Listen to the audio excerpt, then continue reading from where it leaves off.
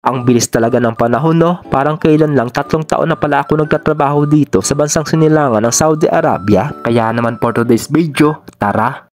Ngayong araw nga pala, bago natin uumpisan ang pagluluto, bababa nga pala muna ako saglit para pumunta doon sa tindahan ng mga gulayan para bumili ng mga kulang na sangkap para sa lulutuin nating chicken curry. Medyo matagal na nga rin pala hindi ako nakapagluto ng ganitong klaseng ulam. Medyo distansya nga lang din pala itong gulayan sa accommodation namin. Pagkadating ko nga pala dito sa gulayan ay kinuha ko na agad yung mga sangkap na kailangan ko, tulad ng luya, red bell pepper at carrots. Hindi na nga rin pala ako tumagal at umuwi na din ako agad. Tapos pagkadating ko naman ng bahay ay binuksan ko na agad itong rep para kunin dito yung 2 pirasong patatas. Kinuha ko na nga rin pala itong 3 pirasong siling green haba na medyo kulubot na. At higit sa lahat, yung nagpapasarap sa mga niluluto natin, yung bawang at sibuyas. Hindi ko na nga rin pala ipinakita sa video kung paano ko tinadtad itong manok. Basta tinagtad ko lang ng saktong laki yung karne para medyo marami-rami naman tignan. Tapos naghiwa na nga rin pala ako dito ng isang buong sibuyas at isusunod naman natin dito yung bawang. Sakto nga lang din pala ang paghiwa ko dito sa bawang at hindi ko na masyado minins. Ngayon naman ay magbabalat tayo dito ng 3 pirasong carrots. Gumamit na nga rin pala ako ng filler dito para mabilis ang pagbalat ko. Itinabi ko muna at magbabalat tayo dito ng 2 pirasong patatas. Tapos gagayatin ko naman ito ng ganito kalalaki lang, yung sakto lang. Ayan, yung ganyan size nga ay all goods na, pero kung mas gusto nyo pa ng mas maliit dyan or malaki ay bahala na kayo. Tapos itatabi ko nga muna pala ito at gagayatin na natin dito yung carrots. Tapos ginayat ko nga lang din pala ito ng pabilog.